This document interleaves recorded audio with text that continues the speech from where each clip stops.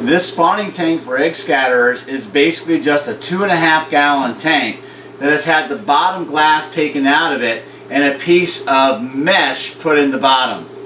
I also put on a couple of pieces of PVC onto the edges here to keep it off of the bottom. So what I'm going to do is I'm going to show you how I built this by taking this used 2.5 gallon aquarium and converting it into this.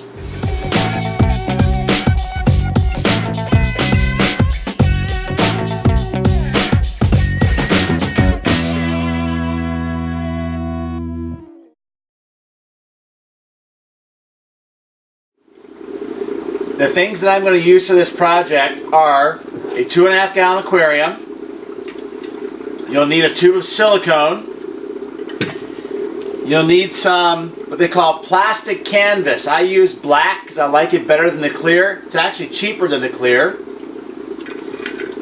A pair of scissors. Some little pieces of PVC or other plastic pieces that you can silicone underneath the bottom of the spawning tank to keep it off the bottom. A razor blade or something sharp and thin, and then something with a flat surface you're going to be able to use to get the bottom trim off the 2.5 gallon tank. And if you have one, a heat gun that will allow you to easily get the bottom trim off of this 2.5 gallon aquarium. And I'll show you how I use this when I start the job.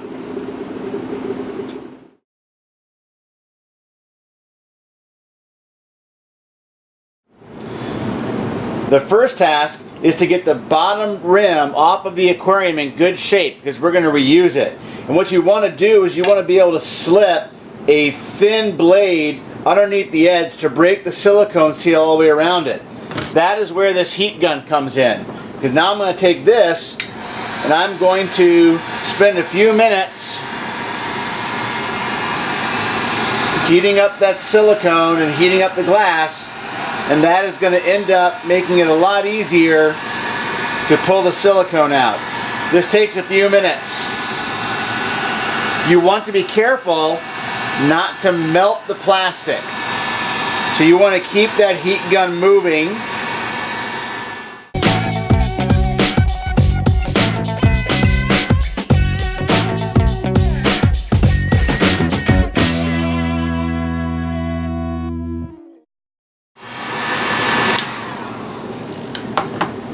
Sometimes if the tank does not have a very good silicone seal, it'll just pop up. But this one's got a pretty good seal. So I'm going to take this flat edge and get it up underneath the rim like that and just push it along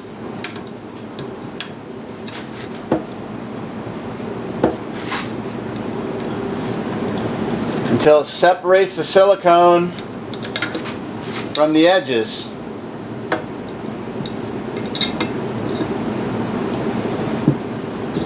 There we go. Now, with most of the seal broken, the trim comes right off. And it's in good shape, so I can reuse it.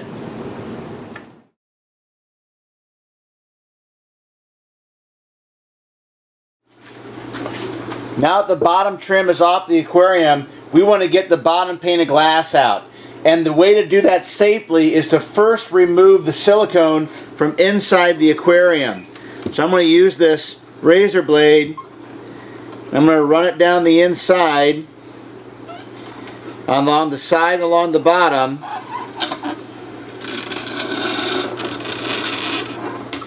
And I'm going to cut it. Then hopefully use my fingers and just pull it out. If it doesn't come out super easy, you can use a flat edge, kind of scrape it out after it's been cut. So we're going to work until we get all of this silicone out of the tank. Now that the silicone is out from inside the bottom edge of the aquarium, we've got to find a place along the bottom where we can slip a razor blade in between the bottom pane of the glass and the sides. This is challenging with a 2.5 gallon aquarium because there's not much silicone in there. So I actually start at the corners, and I try very gently to get it in there, and if I can't, I just work my way around the sides until I find a place, and there usually is one. I find a place where that razor blade just kind of slips into the gap between the glass and the two pieces of glass. There we go. So here I found one. I'm going to turn this around so you can see it. Right here. As a matter of fact, this piece of this aquarium was broken. I couldn't see that it was broken because it was underneath the trim. It's amazing that it never leaked. But that opening right there is what's allowing me to get the razor blade in here and get started on breaking that seam. There's a little piece of glass came off there. So you are dealing with glass. Glass does break. You are dealing with razor blades. The razor blades are sharp. So just be careful and take your time.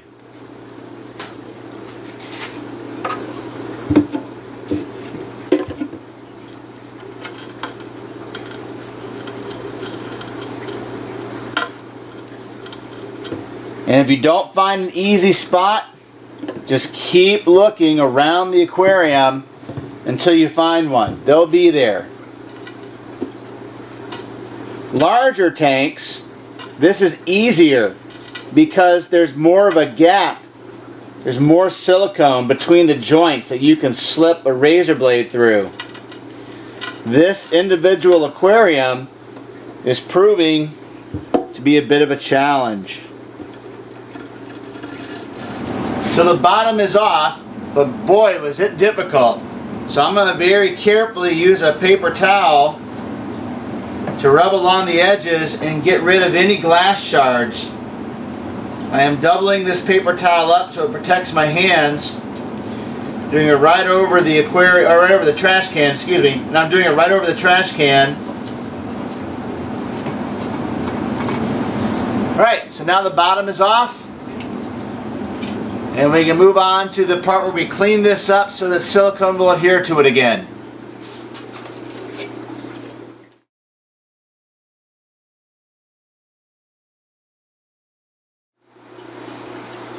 Now we want to clean out all the silicone off the inside and outside of the tank. So I'm going to use a razor blade and scrape it off. It doesn't have to be perfect. We don't want this to be watertight, but we do want silicone to adhere to it again, and silicone does not stick well to silicone. So I've used a razor blade to get most of the silicone out of here, and I'm going to use this stuff. This is a very fine abrasive. It's used for cleaning things up in the kitchen. I don't even know what it's called. My wife got it, I stole it, and I'm using it down here. And it's really good for removing that residue of silicone on the glass.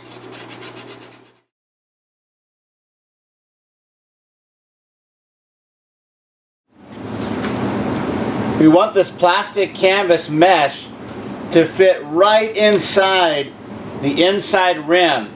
So to do that, I'm going to start by cutting it a little bit too big. I'm going to line it up so I have the length, and I'm just going to cut right along the outside of it. And it's nice because this mesh is in a straight line, so now I can just follow that line down.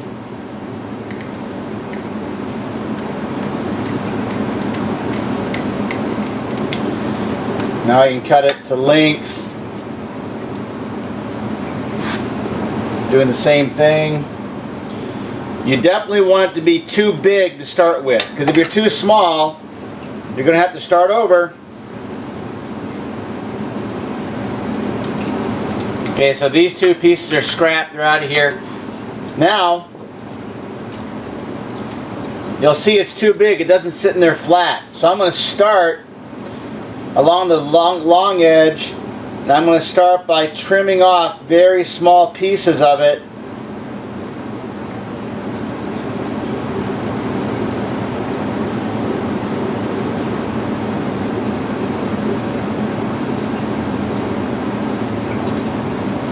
and then testing it for fit. And you want it to sit perfectly flat in there. You don't want it to bow up in any way. But you want it to get just perfectly in there.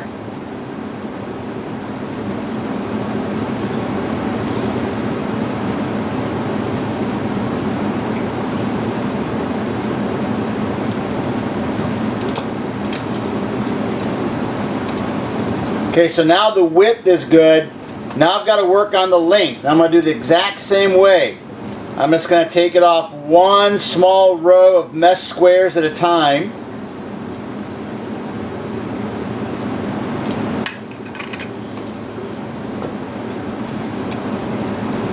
And it's still not perfect. It's actually still bowing up here a little bit.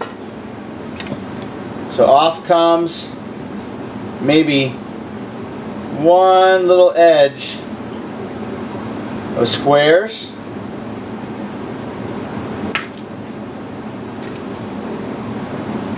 And when you put it in, it should just fall straight down flat like that.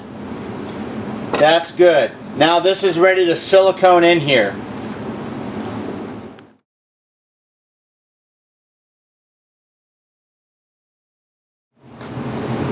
The silicone that I'm going to use is 100% silicone. I get this at the hardware store. I get the clear version of it. I'm probably nothing wrong with using a black or a white silicone. I just happen to know that there's less chemicals and additives into the clear silicone. This is a pretty big tube. You can buy the real small aquarium silicone tubes. That's all you need because you're not going to use a whole lot of silicone in this project. I'm using an applicator like this because I happen to have a big tube. I'm going to apply the silicone in beads along the edges in one solid bead.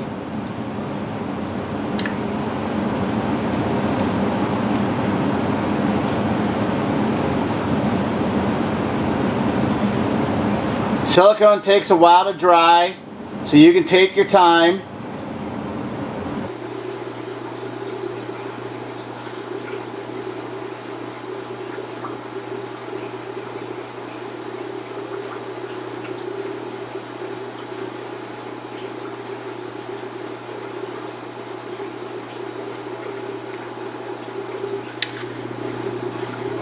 Once the silicone is in place, we're just going to take the aquarium and slip it right back down into its frame.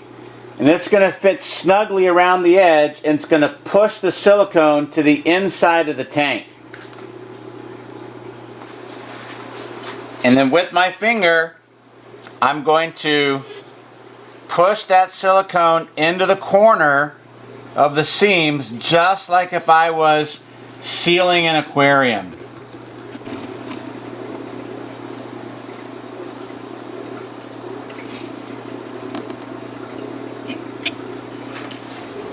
Now the mesh is in the tank, and we want to be very careful not to push on this at all, or it's going to come out of place before the silicone dries. So I'm going to set it on my station with the mesh up and give this a few hours to set.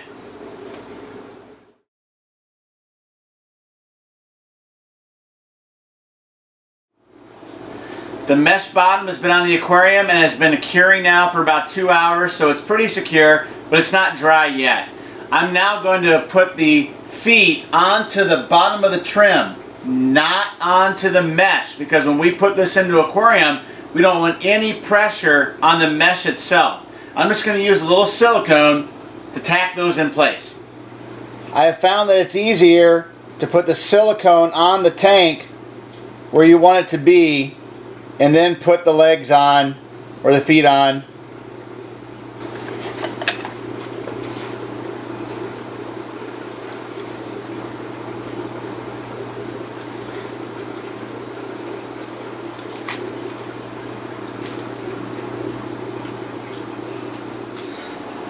Now the spawning tank needs to just sit here for 24 hours so that everything is cured and stable before we start using it in an aquarium.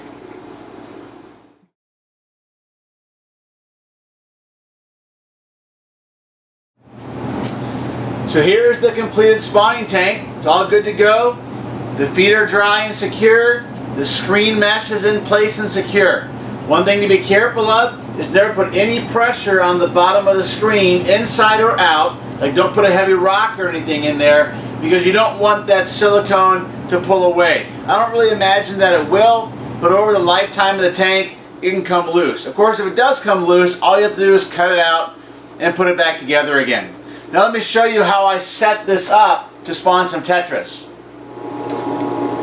The fish that I'm going to try to spawn today are some softwater tetras from Peru that I've had for a while. I've had the males and females separated, they're well conditioned, and now we're going to set them up to spawn inside that spawning tank that we just built. So it's going to go inside this 5.5 gallon tank. The water that's already in here is reverse osmosis water, and we're going to put in some more reverse osmosis water right now. To this, I'm going to add an air stone inside the spawning tank. I'm not using any kind of filtration or any leaves or anything inside this tank. The water's softened up as it is. I'm going to let the water fill up until it is almost to the rim of the spawning tank inside, and that's as deep as we want the water. So the spawning tank is inside the 5 gallon tank. I'm going to move it back to the back of the tank, because when the fish spawn, I'm going to want to be able to see underneath to see if there's eggs. This is actually Spanish moss, and we're going to use that as a place for the fish to lay their eggs. And I'm going to put it in there, and I'm going to kind of push it down on one end of the tank. This is the Spanish moss, and I get it at any kind of landscaping store or nursery store. And when you get it, it looks like this. It's kind of a grayish brown. This is the stuff you find hanging from trees in the deep south. The way you get it to look like this is to put it in an aquarium or just put it in a bucket of water for about a month. And then every now and then pull it out, rub it between your hands, rinse it off in water, and eventually you're left with this black skeleton. I learned to do this from fish farmers in Florida who use Spanish moss this way for decades to collect eggs from egg scatterers. The spawning tank is set up and ready to go. I've got some tetras that I have been conditioning for a few days.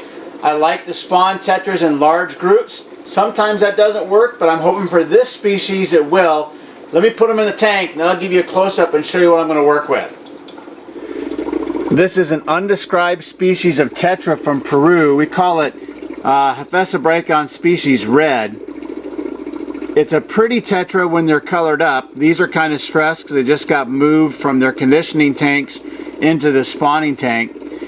Normally they are a kind of a bright golden color with red in all the fins and silver tips on the fins. Very similar to a silver tip tetra or maybe a glow light tetra, but a little bit bigger. I've had these fish for a while. If you take a look in there, you'll see fatter ones and skinnier ones. The fatter ones are the females, the skinny ones are the males. Now they are a little stressed, as I said before. They just went into this tank. This is now the evening of the day. In about, well, just as soon as I turn off this camera, the lights are going to go off and they're going to sit in the dark overnight. And then tomorrow morning, I will turn on the lights and hopefully they'll spawn. So we'll take a look at that in the morning and see what happens. Unfortunately, those Hephaesibrychon species red did not spawn. So after giving them a couple days and not seeing any eggs, I cleaned the tank out and started over with a much easier species to work with, black neon tetras, Hephaesibrychon herbidaxylrhodi.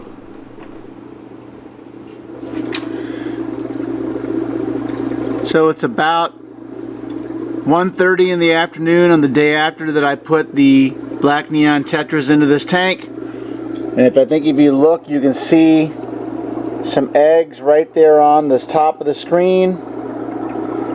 And if you look underneath, there are some eggs on the bottom.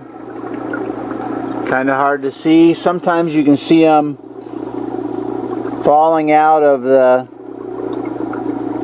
spawning mop there. There go several. Not in focus, but they're there. The egg scatterer tank is working very well. Build one for yourself. It's easy to do, and you'll have a great place to spawn all those danios, barbs, and tetras that you want to work with.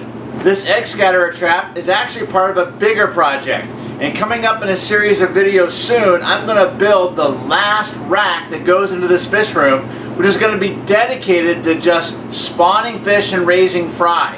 And I'm going to use these egg traps in each of the tanks as I need them to spawn the fish. So the spawning tanks themselves will stay in one place, and I can just move these very mobile small traps around to collect the eggs that I need.